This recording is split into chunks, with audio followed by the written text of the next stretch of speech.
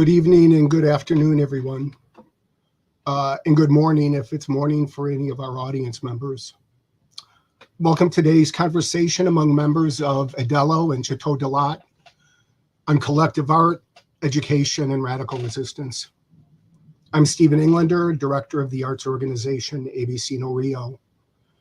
I'd like to start by thanking Malav and Common Notions for hosting this discussion and for providing all the necessary technical support.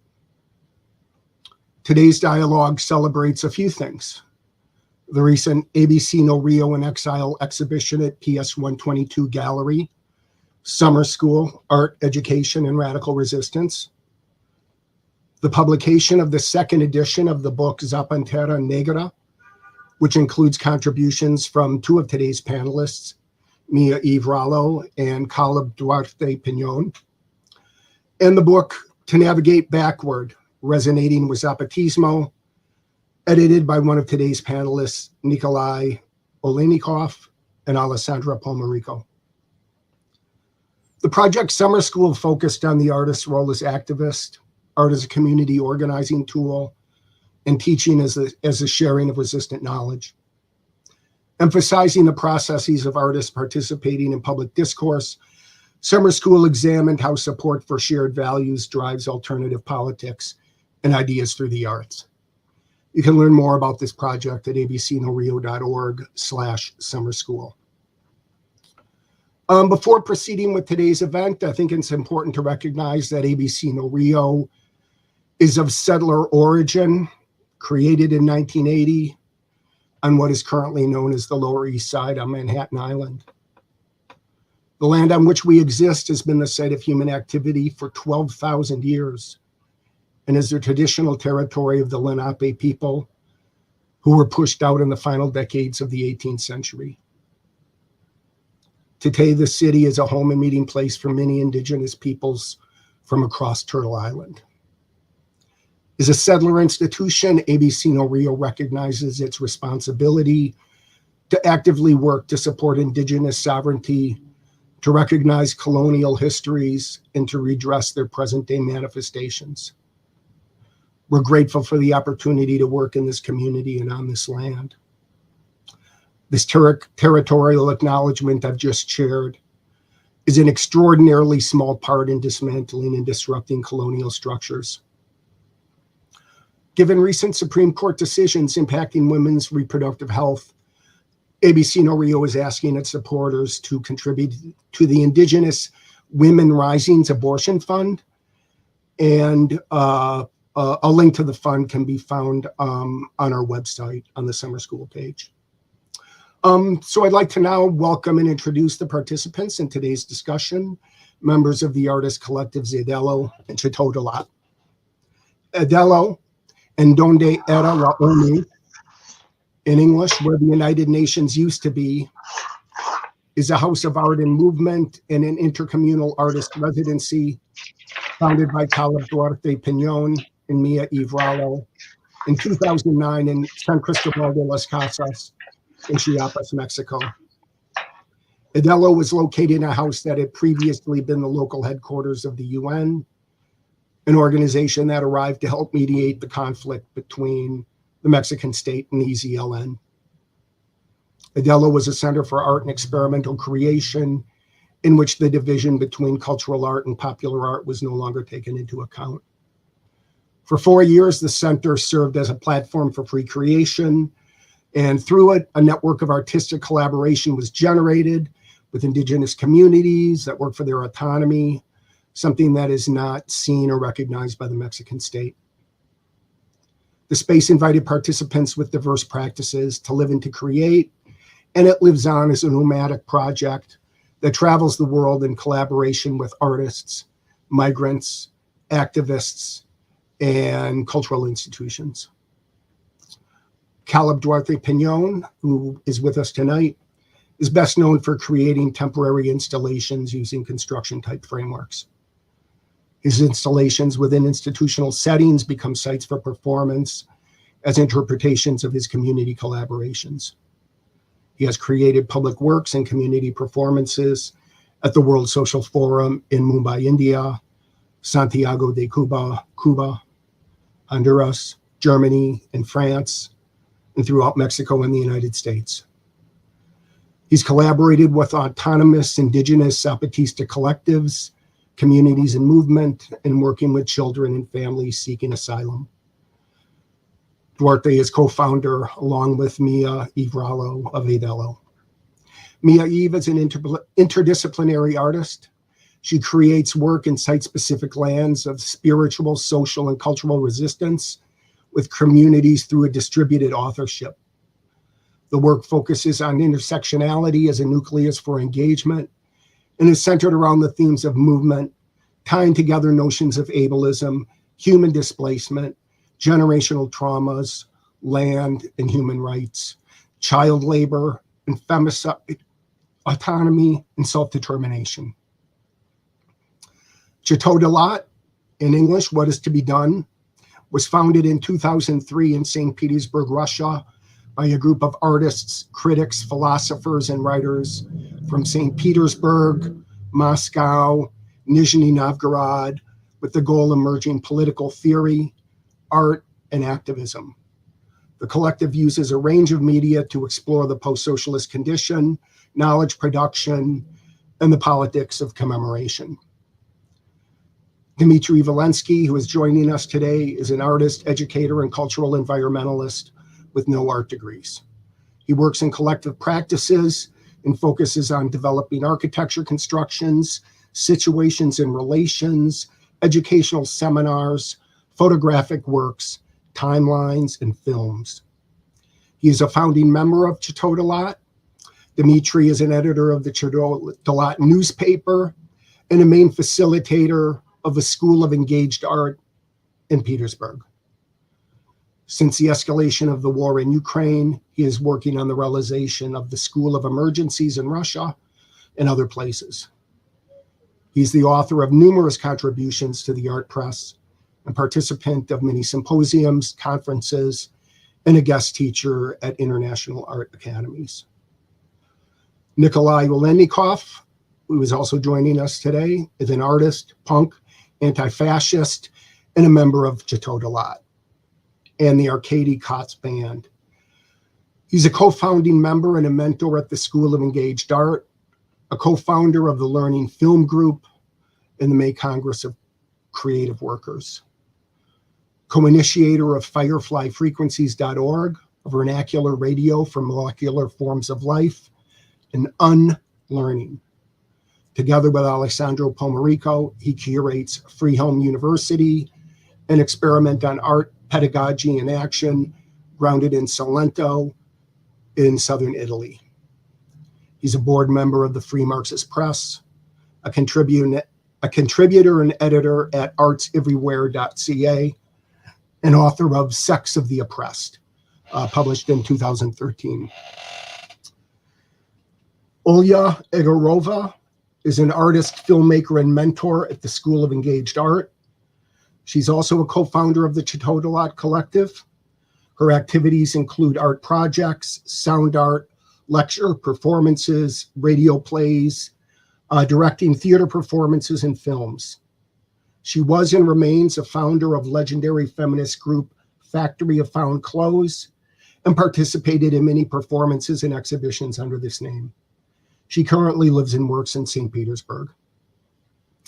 For today's discussion, members of each group will share with us a bit about the ideas that animate their activities. We'll follow this with 20 minutes or so of shared inquiry and dialogue between the two groups. And then we'll close with some audience questions for about 10 minutes. Kaleb and Mia, why don't you guys get us started?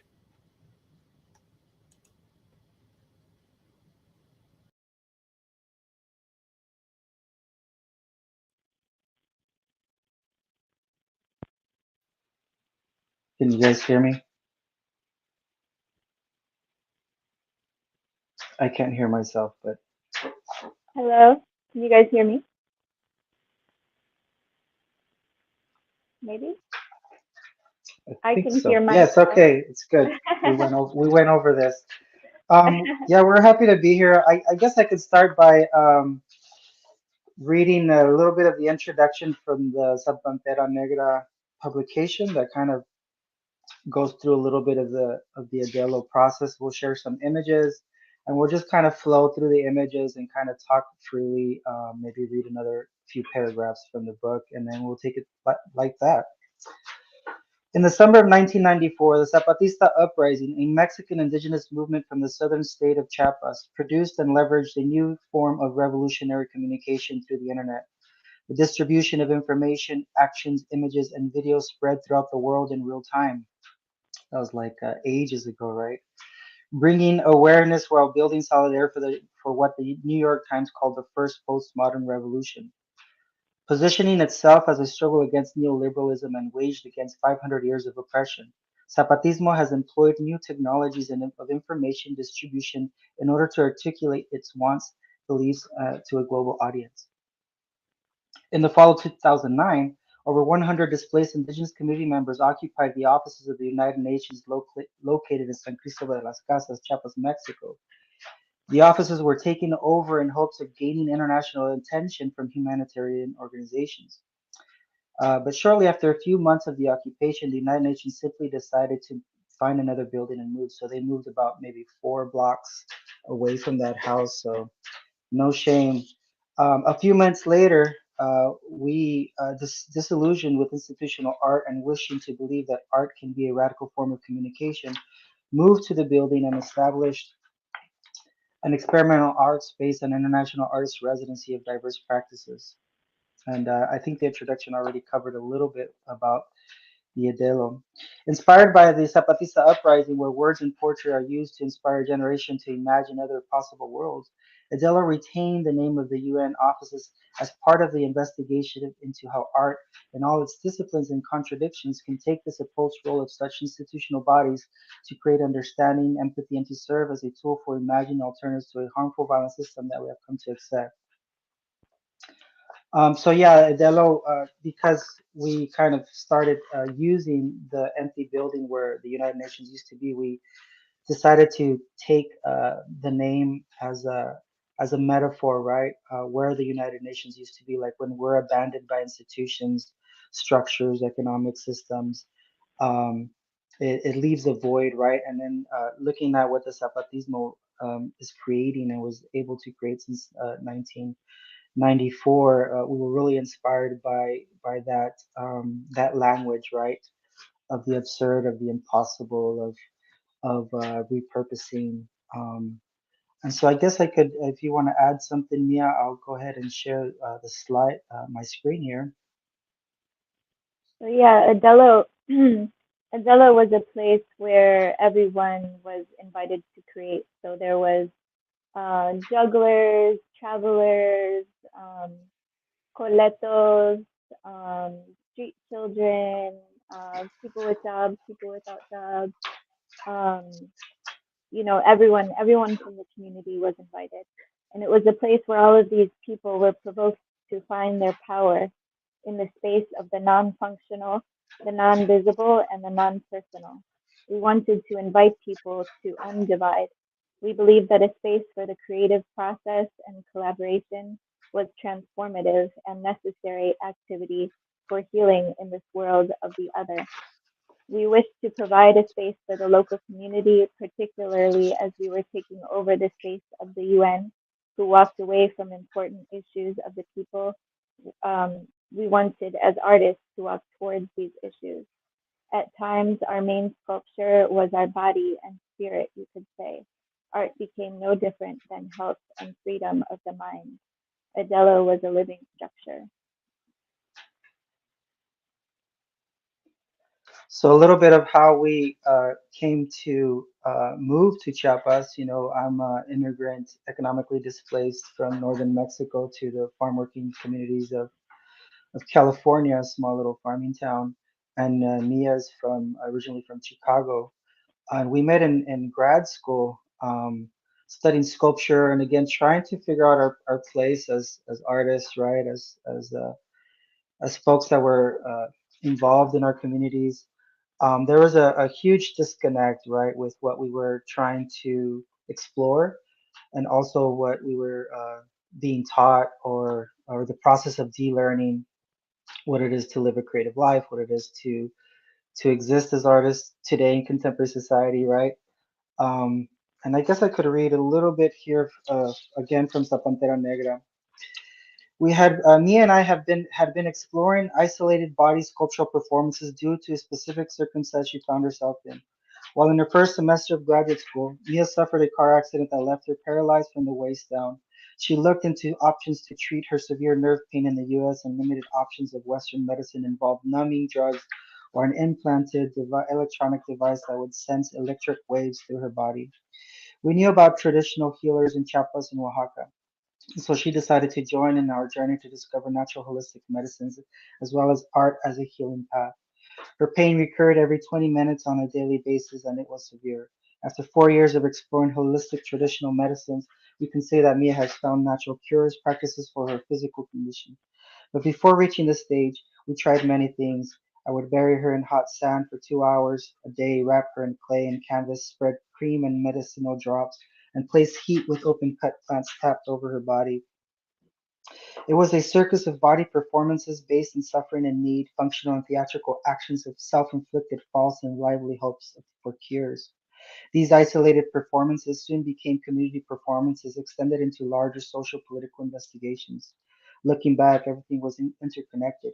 Our personal and creative paths lined up in Chiapas. A little bit of how we started to understand the body as a vehicle for this type of exploration, right? And of course, we were inspired by the Zapatista use of the body, the Black Panther use of the body in public space. So this is where it started, zoning in on the body, a relationship to sight, and then the object. So those are kind of the three things that we really started focusing as EDELO. I don't know if you want to read your part about that, Mia. Um, if you can go back to, oh, I can, yeah, got this. So this is a little excerpt from the work of Arte Urgente from Rebecca Schreiber.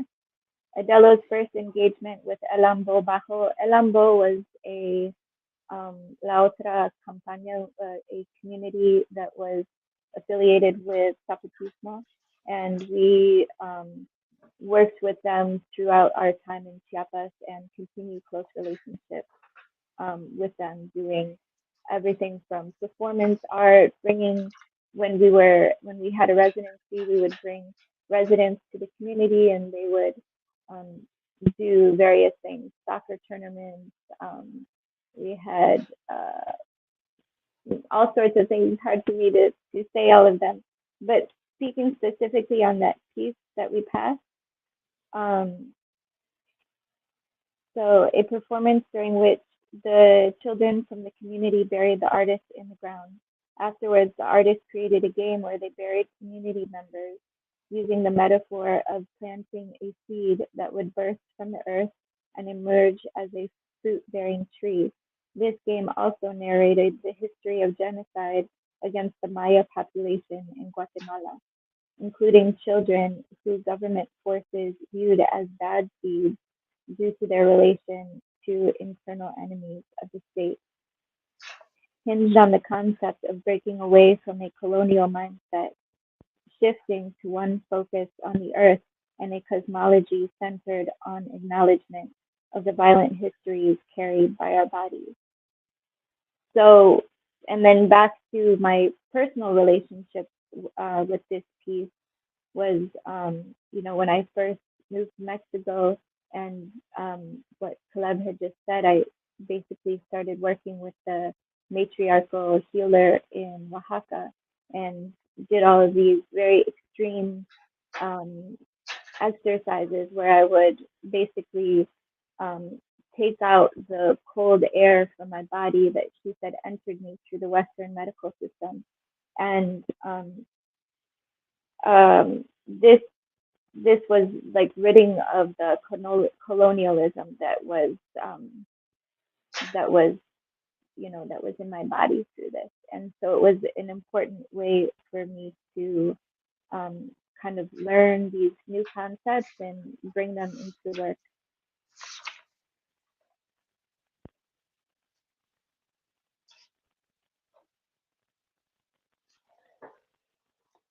And these are some of the different performances we would collaborate with in a shared authorship.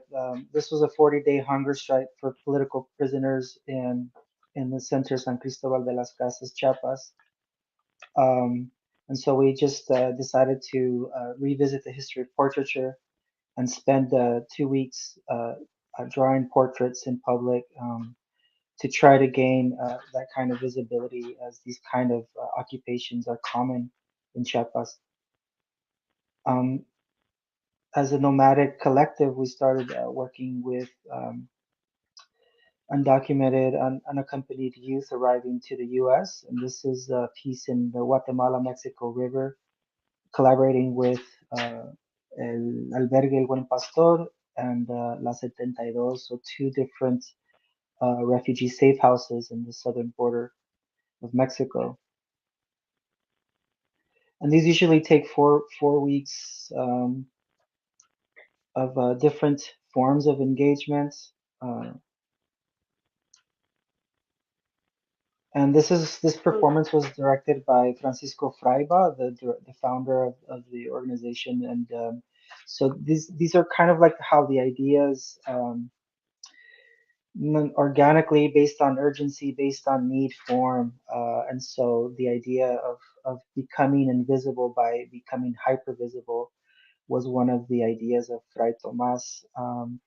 And we transformed that into mural painting um, and other forms of engagement. And it also was a really, he was Fray Tomas, the leader of 72, was like very into giving the refugees a a a grounded political human rights standpoint. So one that also crossed between people. So they did a huge demonstration when they were in the pink. They went into the city and were um, basically marching for a group in Ayotzinapa, which is in Guerrero, Mexico. 43 students that were basically, um, disappeared from the Mexican government. So, it was really infusing people with this human right sort of power and learning how to really survive through the means of, having art help one survive, help one kind of find that dignity, find that purpose, find that community, and create strategies and organize in ways that would help them, you know, do what they needed to do. So it was really amazing. And so, yeah, here we're kind of there was two false alarms. We would run to catch the train at 3 in the morning, thinking that the train was leaving. This was still during when the Bestia would carry Central Americans through Mexico, reaching the U.S. border. And so the train was a huge part of these performances. And again, yes, the idea of EDELO, Fraiba, Zapatismo is who is the human rights advocate, who is the artist, who is the organizer, and this is where we all kind of envision or embody those roles as collectives. For example, this piece was created by self-taught natural builders in Chiapas that would build these sandbag domes, and so the idea of living a creative life was already happening with all these different grassroots collectives and builders and mechanics. And so these kind of invitations to collaborate on the object, and always keeping in mind the use of labor, the use of the body, and the creation of these objects, the history that they carry, right, as housing, as alternative housing methods. And how to turn like what's already being, um, used by people in the community, how to kind of like highlight it as some sort of radical imagination practice.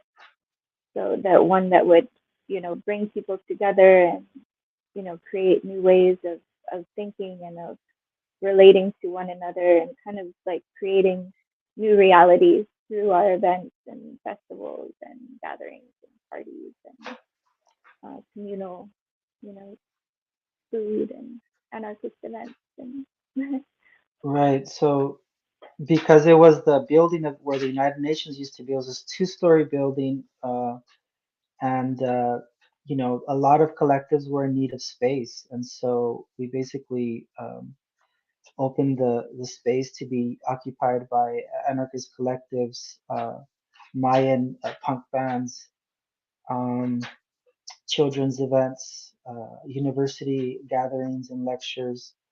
We did have some formal exhibitions. We were able to just kind of break laws, break rules, covering the space with dirt.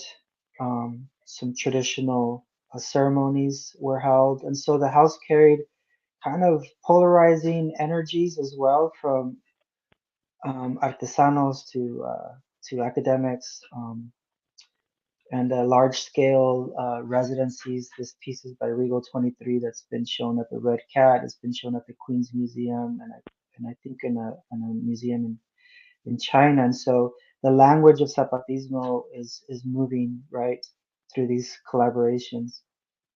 We've had Zapatista residents, um, and a little bit, I guess, to end. I think we have about 5 minutes left. I'm not sure.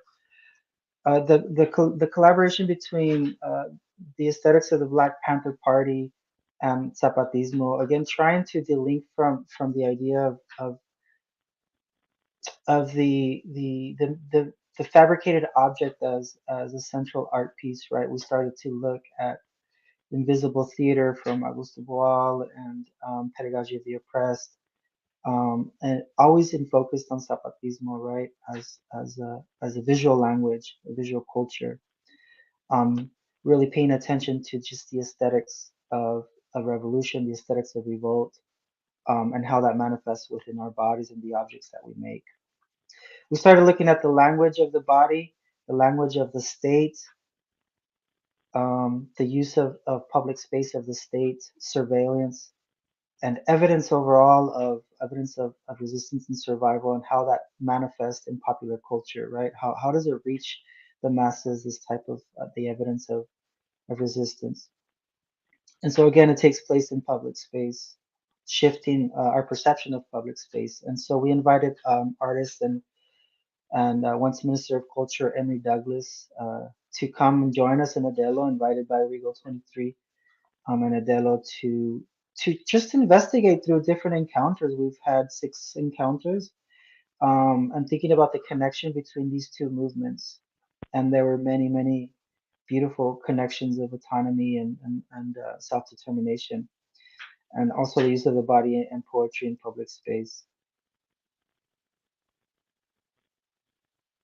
And here's some of the works that were created. Here's some of the visual similarities, right, of the representation of the Black figure in the 1970s, late 1970s, and the representation of Mayan indigenous folks, um, and how the representation of the self really creates these larger movements.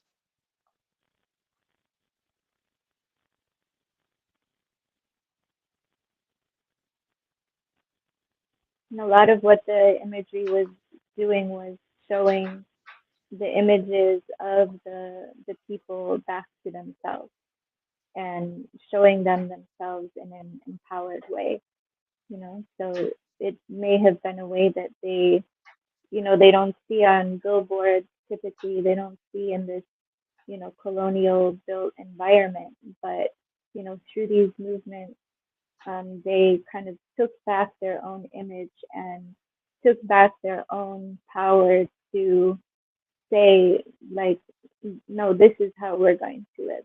This is how we're going to educate ourselves. This is the way we need to give ourselves sustenance through healthy food. this is the way we need to live in safe spaces, and this is the way we need to um, you know uh, not have jail systems, but have systems of um, living and learning where we hold each other accountable and give each other real rehabilitation, in ways that function. And so both of these movements have so many overlaps, and they have overlaps with movements that are, all around the world, that it's really important, as artists, that, we kind of cue into, the language that's being told to us, and, really ingrain it in how we want to create our world.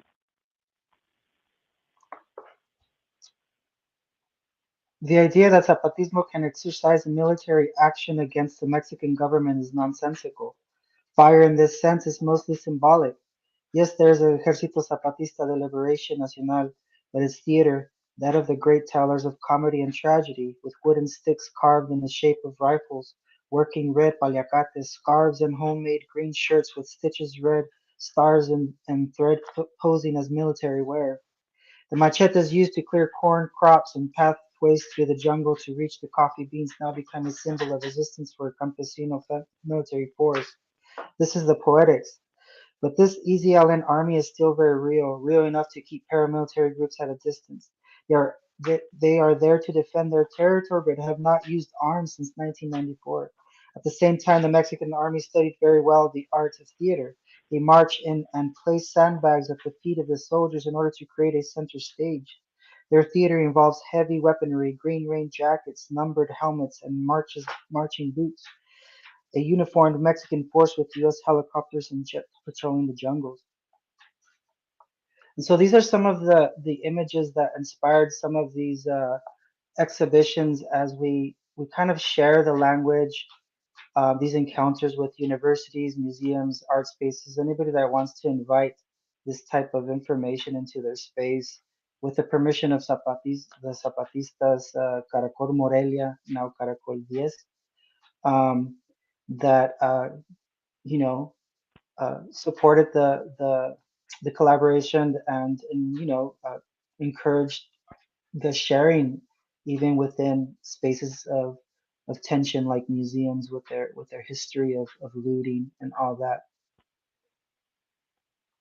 And we'll finish with the last show in Vienna, uh, where we also showed with our guest here this piece that is at the Reina Sofia now, and it will be going to La UNAM, back to its origins in Mexico.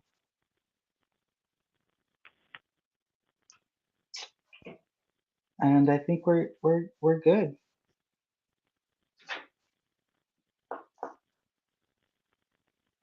Thank you.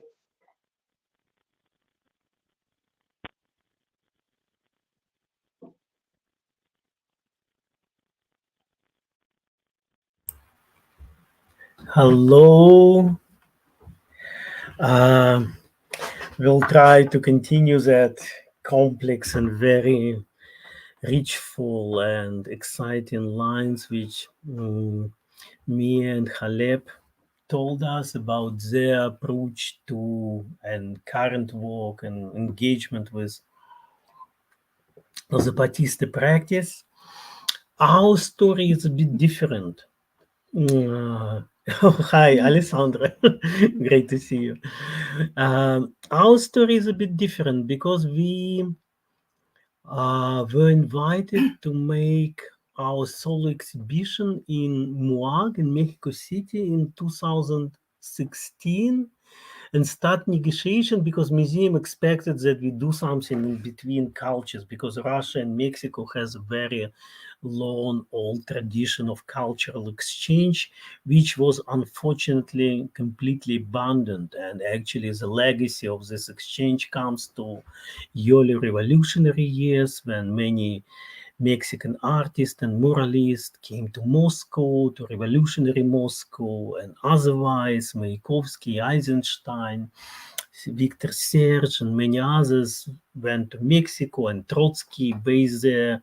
And this kind of legacy was pretty much on the table, how Russian artists who are not really visible or present in this Latin American, particularly Mexican context could contribute something. And of course, maybe museum expected that we continue or maybe a little bit engage with this particular history. But all of a sudden, for us, we told that we would like to do something with the influence of Zapatista ideas on our situation. And you all know that actually the hype of that Zapatista uprising and their international influence was actually happened after the revolution of 1994, was actually culminated in widespread of the books, of documentaries, and sometimes live contact when many people from Western Europe and US came to Zapatista Caracoles, helping them in everyday life, in medical services, and many other stuff. And of course, that influence also reached Russia when a bit later, at the age of 2000, the books of Subcomandante Marcos and Declaration of, especially Sixth Declaration of Lacedonian Silva, were published, and actually our generation was deeply involved because we were really kind of lost, and like many people in Europe say that without Zapatista, and would be no possibility of the exit of the dead end of 80s. And for us, it was really one of the very crucial, inspiring, and joyful moment when we understood that there is another language to speak about politics, another language to deal with community and address them, and also another language to create art. So we talked to museum, and they told us, okay, go ahead. And we started our journey. So we traveled to Chiapas, but of course we were not in position to do anything about Zapatismo in Latin America, in Chiapas particular. So we decided that we do something how we, in a very maybe sometimes wrong way, start to interpret the ideas, and how we and also younger generation can really receive it, because actually when we start to do it, I mentioned 2016, 2017, it was already a new generation of Russian activists who were quite detached from that experience. So we start to read books together, watch some documentaries. There were a few people from St. Petersburg who already made also People of Mais film with quite People without faces. People without faces. People without faces. Thank you, Nikolai. So, and then we created kind of situation when we start to interpret it. It was not about, pretty much under the motto, don't copy our way of life, because you are outside of these communities, you're outside of this land, you're outside of this kind of a situation, and also that violence, which was actually pretty very important with the ELCN, that Zapatista army. And we started to interpret it, and actually we created three situations: one in Russia, one in Greece, that's the film which was shown in the framework of the school, and one in Italy. And actually they were quite different, but it was always about that problematization of translation of this experience into different situations with the different communities, how Western activists imagine in Chiapas and the Zapatista, because not everyone has the chance to go to Chiapas, and how, for example, migrants imagine Europe. So it was about that kind of clash of different imaginations. At the same time, also from the very oppressed point of view, or younger generation of Russian artists and activists might imagine different forms of life and community. So I don't know if you guys would like maybe to add something here, or we can jump into showing. Okay, so maybe we can show one video fragment from the film, which we realized in Athens, which was part of that program of the school. It was realized in collaboration with Solidarity School in Greece, which actually help us, and we have quite long relation because the project was delayed because of the COVID, and we have long kind of communication, and actually was very vibrant community of teachers who are Greek origin, because it was mostly around helping migrants to get integrated, not integrated, but actually survive in that kind of rather hostile and racist, like in many places in Europe, Greek society. But at the same time, it was amazing people who really felt them and include them inside of that enlarged family. So let's watch this part, and then Nikolai will talk about the book, because the book was really very important outcome and embrace much more and wider scope of the different influence of Zapatism on different activist and cultural situation around the globe. Okay, so let me share the screen. Just a second. So I hope here we are. You see it? Yes? Μιλούν για την No? Just a second. Share. The sound is there. I'm trying to just. Oh, wait. Share. Share screen. No. This one. And now? You see it? It's off scene. Can you bring it to the studio? Yes. Okay, perfect. Μιλούν για την ανάγκη να διδαχθούμε τις διαφορετικές γεωγραφίες και τις διαφορετικές ιστορίες των λαών. Δεν είναι μία γεωγραφία, αυτή που η Δύση παρουσιάζει με κέντρο τον εαυτό της, είναι πολλές, ανάλογα που βρισκόμαστε. Δεν είναι μία ιστορία, αυτή που η Δύση παρουσιάζει ως παγκόσμια ιστορία, ένα άθροισμα από ιστορίες. Επομένως, ήταν και για μας ένα μεγάλο μάθημα. Μας έδειξε ότι ο κόσμος δεν έχει κέντρο την Ευρώπη που ξέρουμε, έχει πολλά κέντρα, πολλούς τρόπους να βλέπει κανείς τη ζωή και να της δίνει νόημα. Αυτή λοιπόν η εμπειρία από την σχέση μας με τους συντρόφους Ζαπατίστας ήταν μια εμπειρία προσωπικά, αλλά έχω την εντύπωση, επειδή μίλησα με πολλούς άλλους που πήγαν και βοήθησαν, θα σας δείξω σε ποιο έργο, από αυτές που σου αλλάζουν κάπως τα μέτρα που παίρνεις για τη...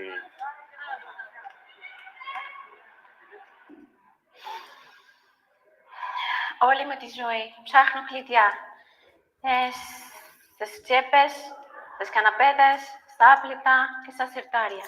Μα τι στο καλό με πέτυχε στην πόρτα. Έχω ραντεβού σε 5 λεπτά. Στην άκρη της πόλης. Πώς θα προλαβαίνω. Αυτό το πρόβλημα το συνειδητοποίησα μετά από 10 χρόνια. Κατάλαβα ότι είναι τα κλειδιά. Είναι πολύ σημαντικά να ξέρεις που είναι για να βγεις, για να πας στο ραντεβού σου. Να ξαναγυρνάς και να ξέρεις που είναι, που βρίσκονται. Αυτό μπορεί να μην έχω πολύ σημαντικό αυτό το αντικείμενο. Ίσως δεν μου έβγαζε κάτι, ξέρω, στη ζωή μου. Ή δεν με νοιάζει, ξέρω, αυτό το σπίτι. Ή κάτι άλλο. Αλλά το κατάλαβα μετά από χρόνια ότι είναι πολύ σημαντικό. Αυτό.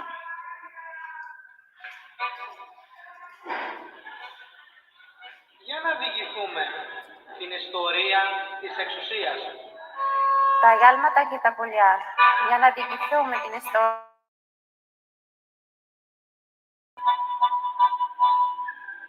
Την εξουσία δεν την ενδιαφέρει συνένεση, η συμφωνία, Ο λόγος που γεννιέται ο καθένα.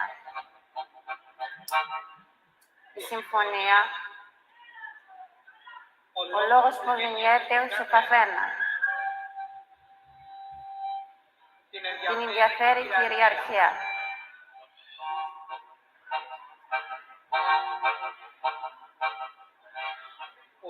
Ο έξυπνος κόσμος την εξουσία προσποιείται πως είναι υπερέπλοκος, αλλά είναι αρκετά απλός. Αποτελείται από δόγματα και αγάλματα. Εξέργηση.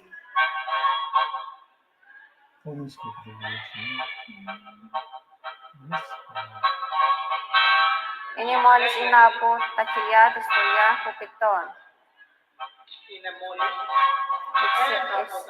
Εξέγερση, όπως κάθε πολύ, γεννιέται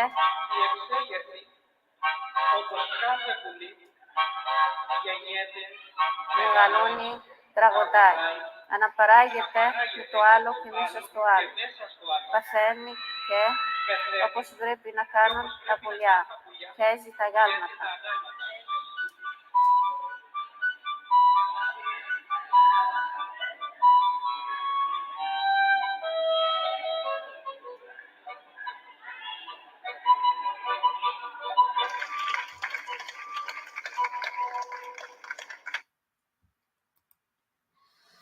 So, Nikolai, now after that beautiful ending shit on the status, you can pick it up and tell us about the book. And please introduce Alessandra because she appeared without. Yes, exactly.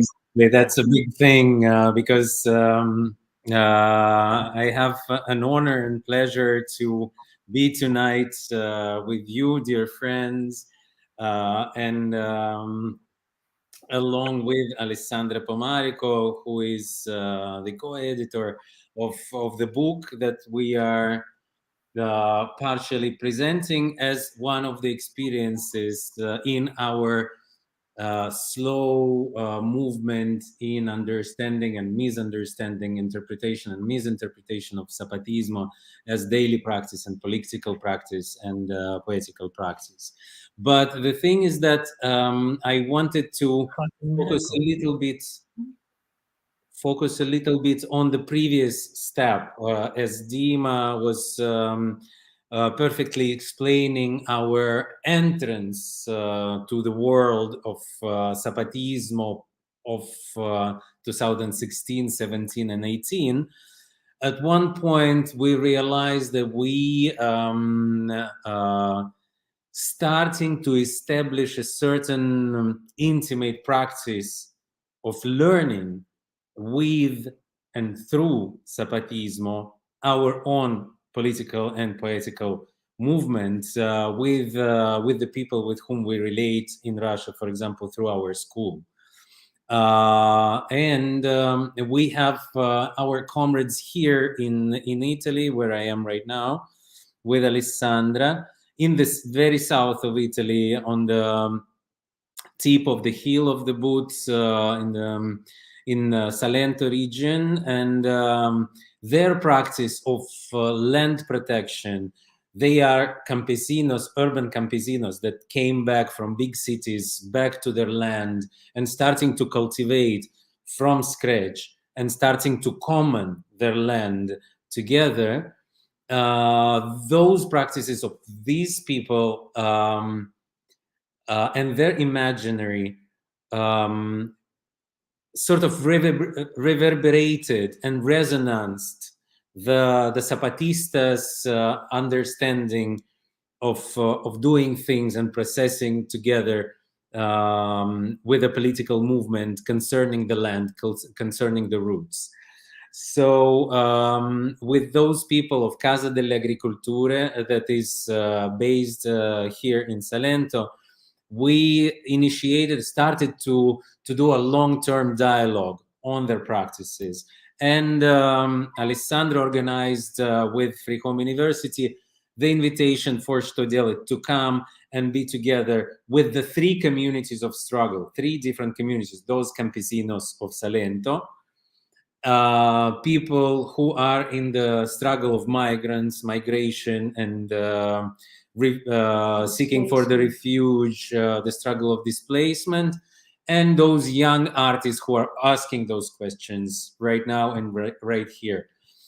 So we brought those people for a 2 weeks long experiment with a long prelude, a few years prelude, to make the film that we called later People of Flower, Salt and Water.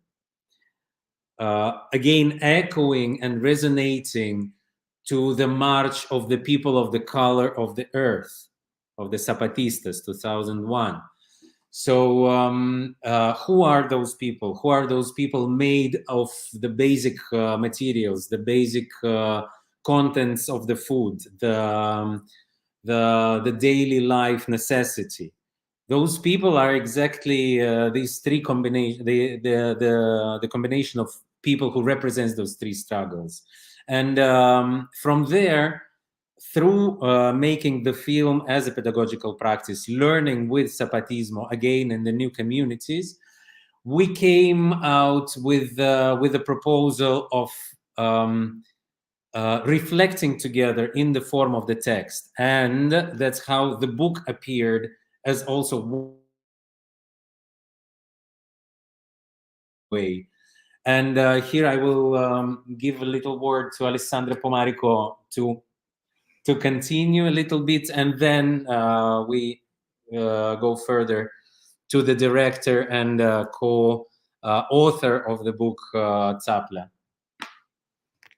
Okay, thank you, Nico. Thank you, everyone. I was not thinking I would speak tonight, but it is my pleasure, of course, to contribute to this conversation. So yes, I would. Maybe I should also situate myself and how I entered in resonance with Zapatismo. Of course, as everyone has underlined, Zapatismo has been a sort of lighthouse for our political imaginary across the world. And as a young activist, as soon as the insurgency moment happened, especially in Italy, in many social centers and squat and occupied places that I would be an habitual of, the echo of Zapatismo arrived, and also many of our comrades participated into the campaign, into the march, into solidarity, into building also the economic shared solidarity, importation of the Zapatista coffee and so on. But it was actually only many years after, and with Chto Delat, that I had the chance to visit the Caracoles and participate into their research and reflection on how we still are learning from Zapatismo, and what and how we can retain and share in our own communities, which are in the West, which are often urban communities, although here in Italy we have this long ongoing conversation and relationship with a group of farmers and activists and land protectors that we call our own Salento Zapatistas. And in our book there is a chapter on them, because as Nikolai said, and now it shows in the film that Chto Delat produced there, their struggle is the one to protect the land from pesticide and from the use of chemical, from the exploitation of labor in agriculture and land systems, and for sharing the resource and the means of production with their own communities, which has been grown and has become the catalyst of very interesting community building and emblematic transformation in our territory. So really, as the Zapatistas, bringing a lot of hope even in the darkest time. So the book, as Nico said, was a little bit after we were in this community for 2 weeks with Chto Delat and the friends they brought, and with this group of migrants and displaced people and young artists and activists from Casa delle Agricolture. We had many questions and we felt the need to continue our reflection. And at the very beginning, the book was more on the question of being rooted and being rootless, being somewhere, but also constantly displaced by many existential questions, but also the very capitalist system that make us feel constantly displaced, even when rooted in some localities. But when we heard that Zapatista would come and visit Europe, our chapter on Zapatismo, which was supposed to be just one chapter, exploded, and we decided to involve in this conversation more people that have been resonating with Zapatismo. So for us, the key is exactly this question of echoing, of being in resonance, in learning with and from Zapatismos, but in our own context and struggles. So we invited many friends that had been in this relationship with Zapatistas from urban Mexico, from California, from Greece, from Italy, and elsewhere. And in the book, which has been also designed by Nikolai, as this kind of call and response in between the essays and the text and the visual material.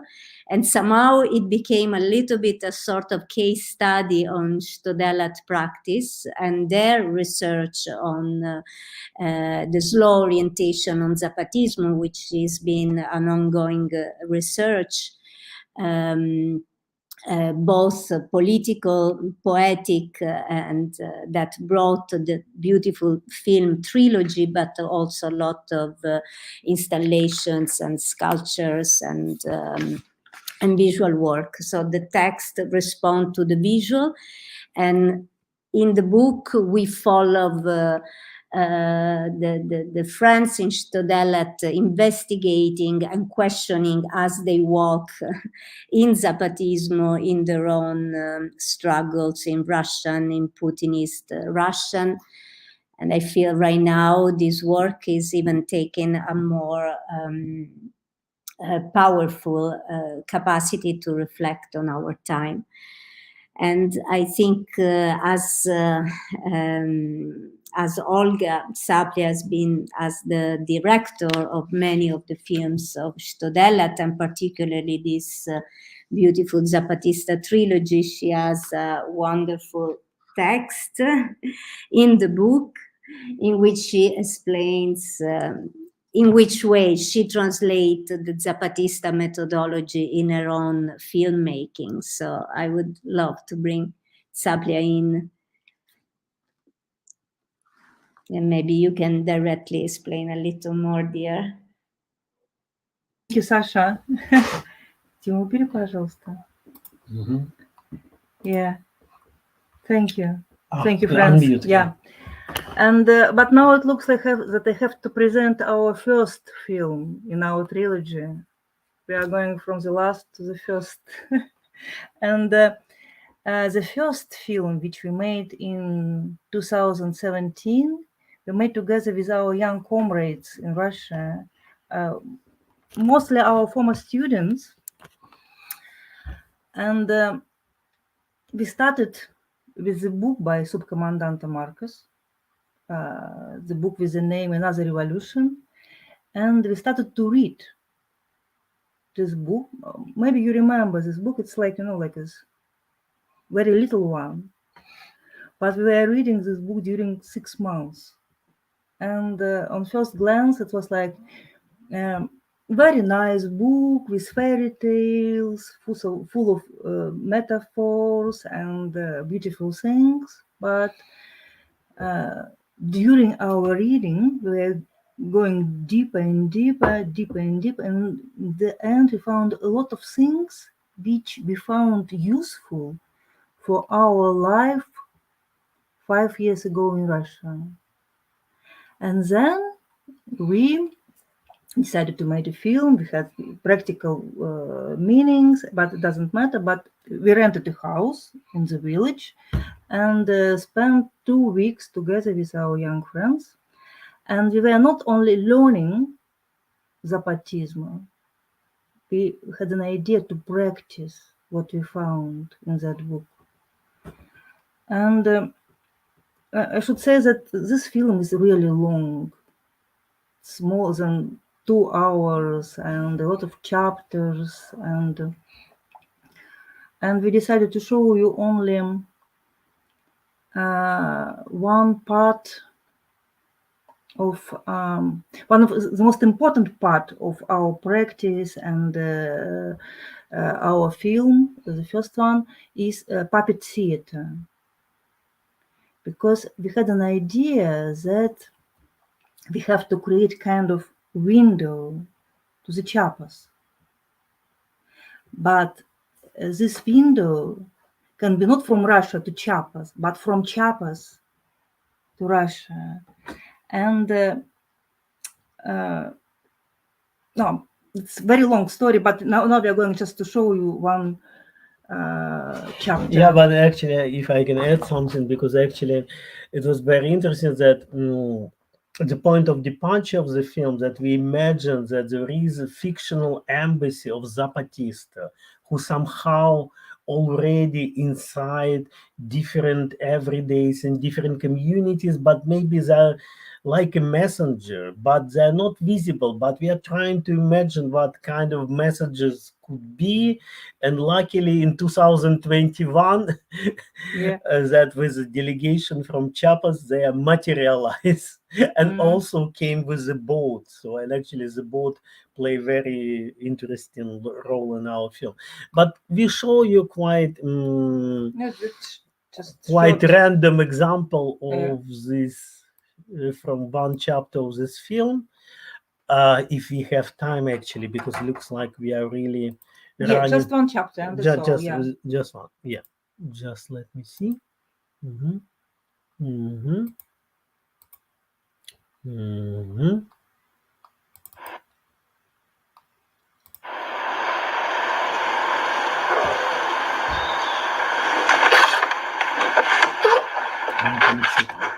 Оса и лось в царстве коммунизма. Хорошо.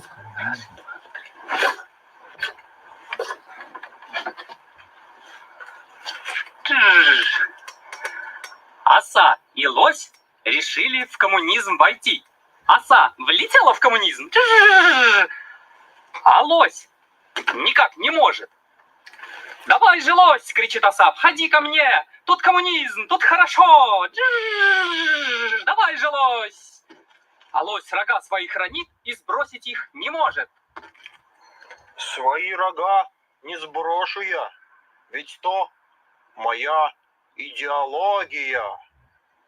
Оставь ты, лось, свою и мудрость, и силу. Стань новым ты лосем и последуй ко мне в коммунизм.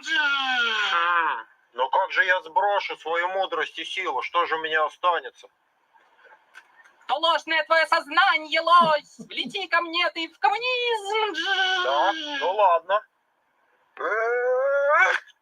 О, получилось! Ура! Мы в коммунизме, лось!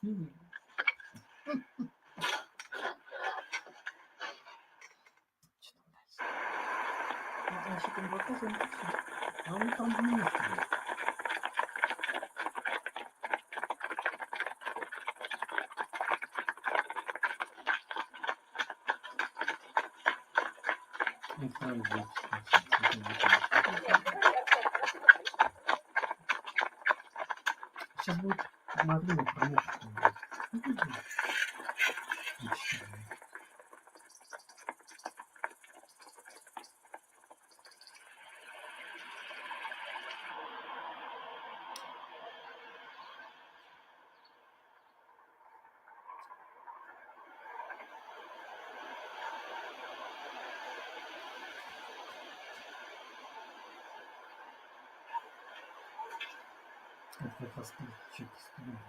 Ну, вообще странное ощущение, что такая вроде крапива, а вроде как бы техника. Что-то такое, как бы, не знаю, как будто инопланетное, что ли, там. Улитка, кстати, под листиком. 2. Вот, тут много улиток на крапиве сидит.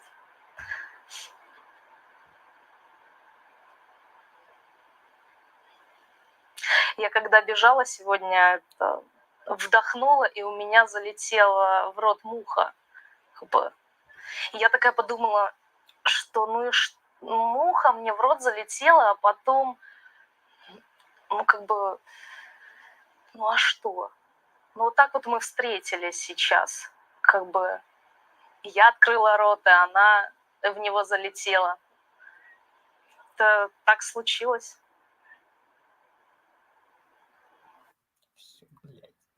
Чем показали?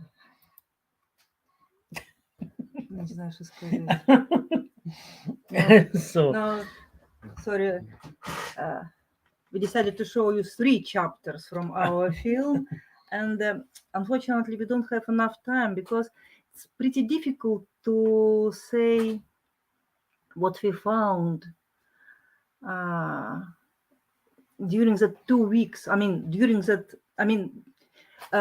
When we started our project in 2017, and we continue it till now, and I should say that it's a pretty long process and deep and very intensive.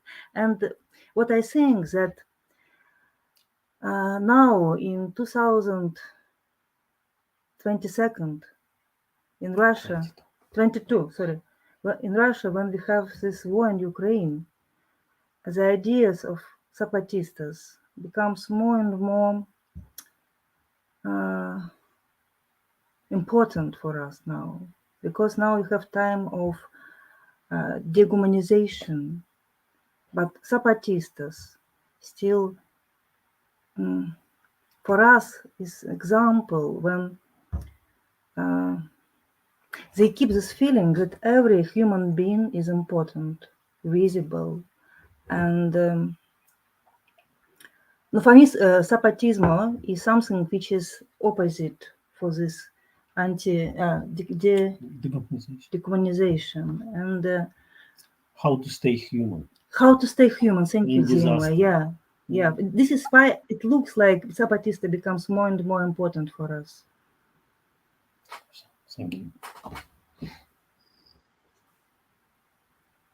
Yeah, and just to quickly add a little bit to what Olga was saying, because Zapatistas are claiming, and it was shown also perfectly in the presentation of Mia and Caleb, that their resistance is 500 years old, right? So it's ongoing, 500 years long resistance.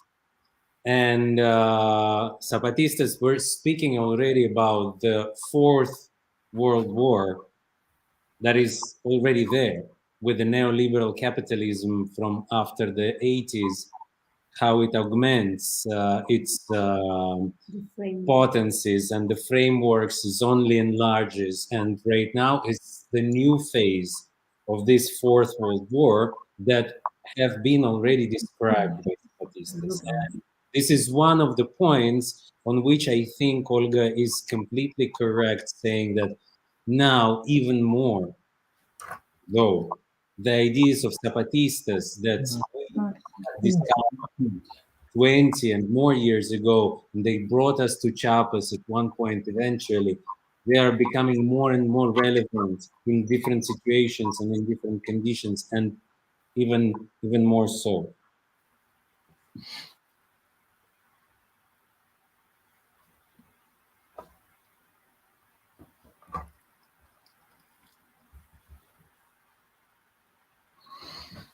Сказали, что мы out of time.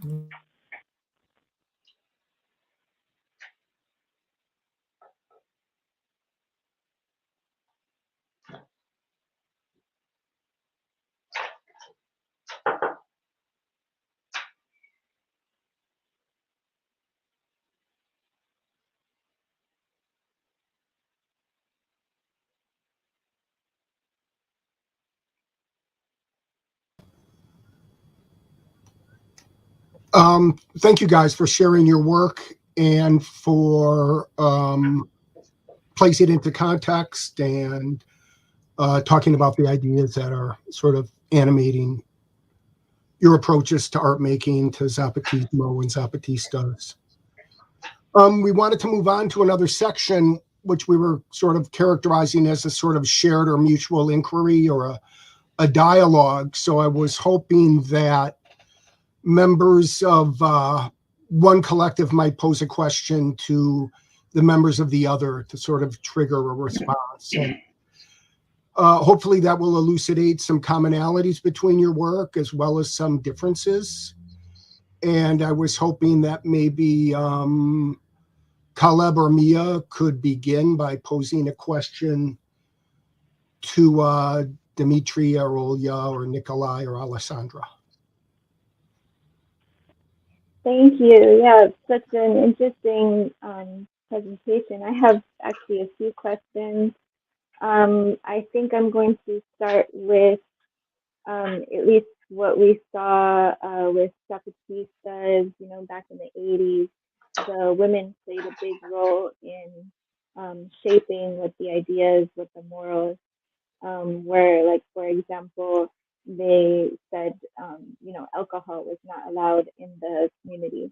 And that's something that really grounded people to their health, to their bodies, to the land, and, kept people with the ability to stay clear-minded and focused and all of that. So I'm wondering, for you guys in your learning with the Zapatistas and in your, resistance in Russia, I'm wondering what that looks like over there. If there's any knowledge we can gain from that perspective.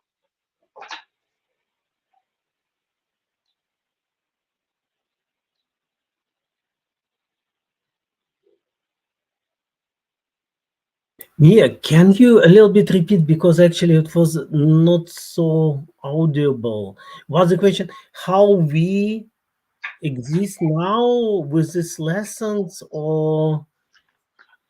I'm sorry, can you hear me now? Yeah, it's a bit much better. Yeah. Okay. So with Zapatistas, we saw that the women played a huge role. For example, before the movement really began, in the 80s, they, they made a pact that alcohol would not be inside the community. And this really grounded them to health practices, to their body, and to the earth, and gave them a very stable mindset to be able to accomplish what they were set out to do. And I'm wondering, from your perspective, back in Russia, with the resistance that's happening over there, if there's any wisdom we can gain from the women, from the female kind of Okay, standpoint. so There what is any, I don't know. wisdom we can gain from the women? So I got it. Actually, right now, especially when we talk about resistance, it's mostly about anti-war movement in Russia, and actually looks like it's completely dominated by females, and actually it's very much the strongest feminist component. It's quite organic, because actually when we talk about the war conflicts, that actually women play incredible role. Like, we also remember that pictures from the Zapatista movement, where many women from commune stopped the army and got in direct clashes with the army protecting the land and entrance of the forces. I would say right now that the same kind of, right now, sorry speaking as a man, maybe go you. Ну, что сказать, что вы учили от женщин сейчас? Какую мудрость мы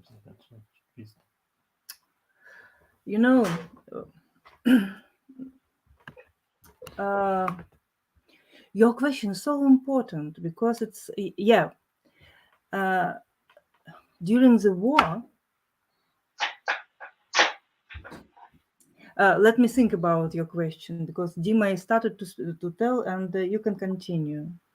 But I can pick it up from here a little bit, because as Dima was saying, pointing out, and all are following this incredible anti-war feminist resistance that is growing exponentially. It's clandestine. It is working through the clandestine channels of like Telegram and Signal and underground kind of communication, but it grows all over the Russia. And it's also important to underline that women manage to unite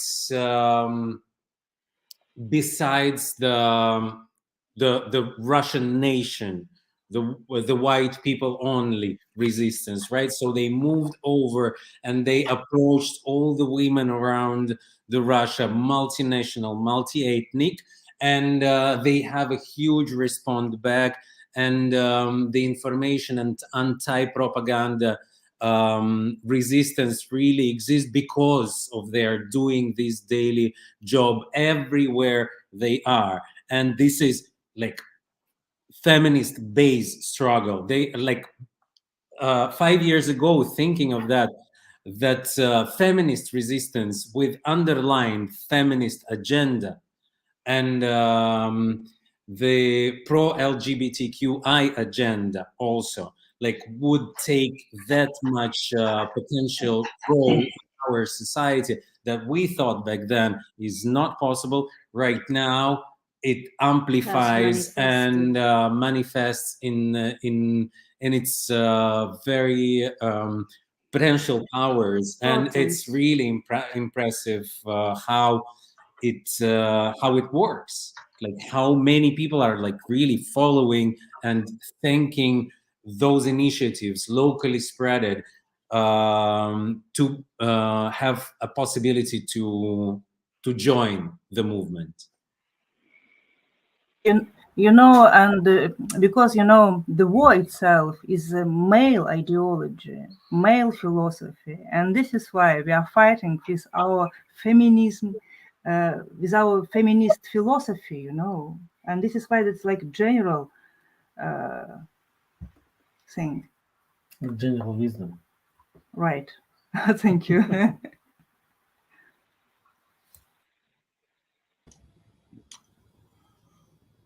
So could we reverse it and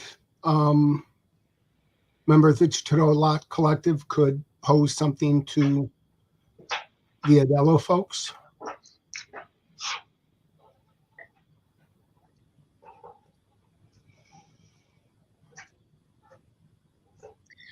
Yes, happily and gladly, because we are following you guys and your project ever since. And for us, it's super inspirational, both the movements, the Black Panthers, and the Zapatistas, and the way you manage to integrate those histories through actually weaving and embroidering those histories together, also literally but metaphorically as well. My question would be our question probably, or at least what is my personal interest, how the imaginary of Black Panther, which is very strong, Emory Douglas, based on the print matters, the limits of how you can print the newspaper in big amounts for cheap, and at the same time very elaborated appunto, exactly, embroidery techniques of indigenous women in Chiapas, how they weave through your own practice of engaging with the body.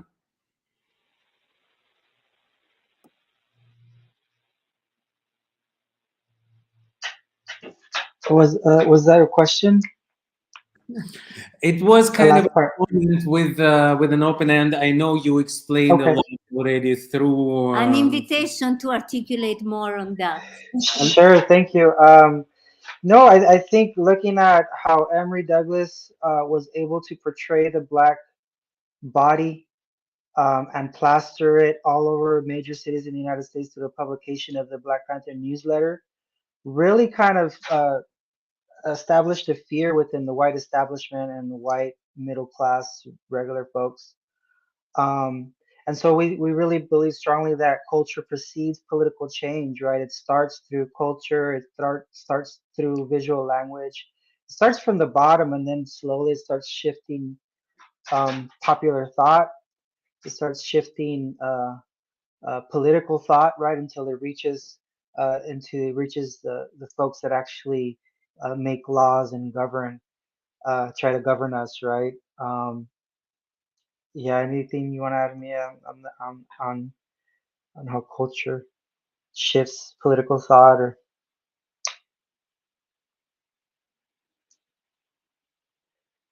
your mic's off. I'm sorry about that. Wow, how those movements relate to the body. I mean, That's for the me, my work is so much kind of begins with the body and goes out, or begins with even before the body, you know, like where is that space that you go to when you close your eyes and you are no longer this singular identity, or you no longer are, you know, described as an object, as a body, you know, like our collective body.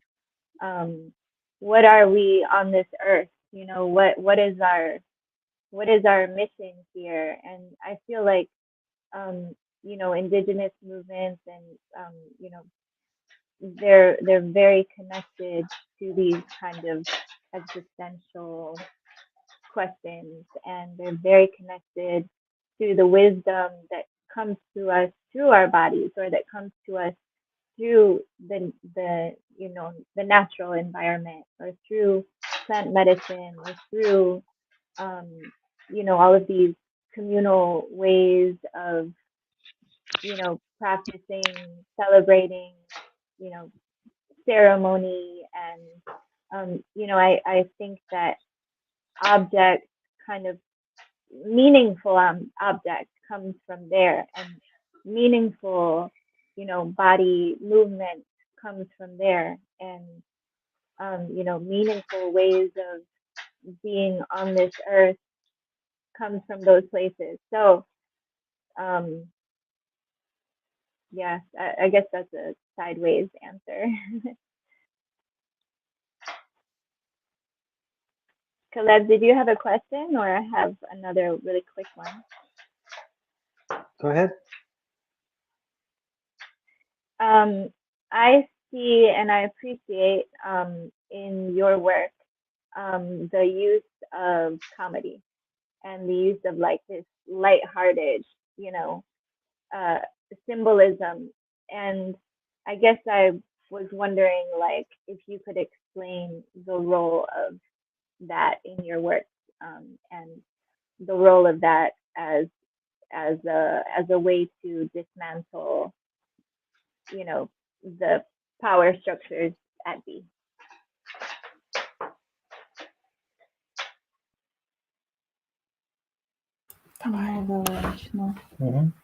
Yeah, but thank you for your question. It's really important, but I guess that our the most important tool is irony. It's not a comedy, but more irony. And I guess that irony is very political tool,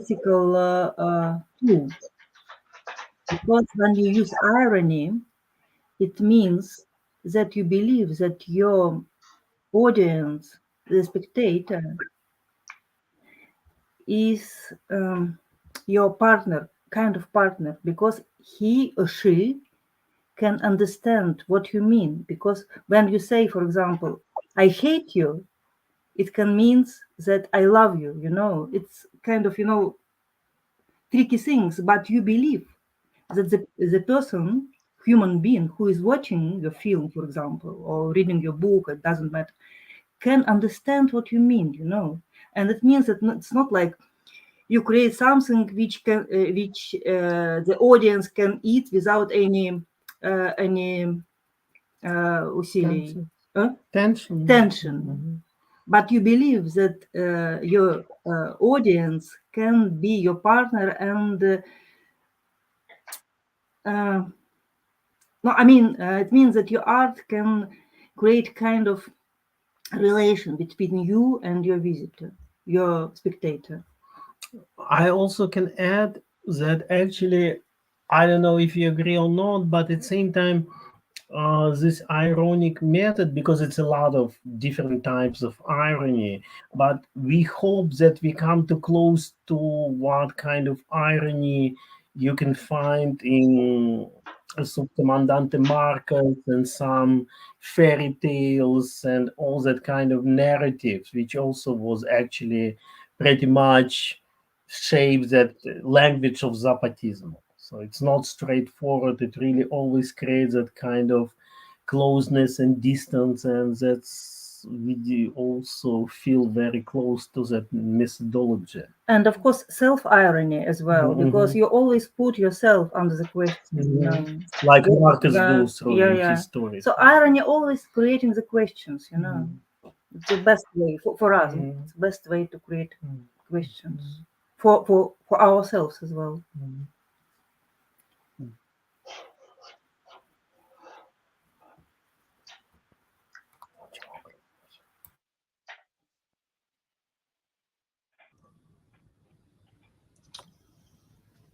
So shall we wrap it up? Oh, I'm sorry. If you had No, I was just filling space. Go ahead. Oh, okay. So it's been about 90 minutes, so it might be a good time to sort of wrap it up. I would like to close with a couple opportunities for merchandising. So the second edition of Zapantera Negra can be gotten from Common Notions and independent bookstores in the US. And Nikolai and Alessandro, if you could share with us how people can find copies of To Navigate Backwards, that would be helpful. Probably soon in Common Notions. Okay. But in general, on the website of our publisher, Books. Archive Books, there you can order it from them directly, or other means in the museums somewhere somehow. But hopefully soon in the US and Mexico and Canada. We are working right now on the Spanish language translation to this book. So we'll see. Actually, in the US, it will be presented in the art book fair. I think it's in October, if I understood well. And hopefully more copies will arrive in that side of the world. And thank you, Stephen, for having the book in the exhibition as well and circulating in that way. We love when it is circulating from hand to hand and heart to heart. Comrade to comrade. Right. All right. Well, thank you all panelists for joining us this afternoon and evening for a few of you. And good luck with all the future projects. And it's been an honor hosting you today. Thank you. All right. Thanks a lot, everybody. Thank you so much. Thank you. Thank you, Stephen. Much love. Yeah. So great to see you. Yeah, you guys too. Conversation, guys. It's so. I believe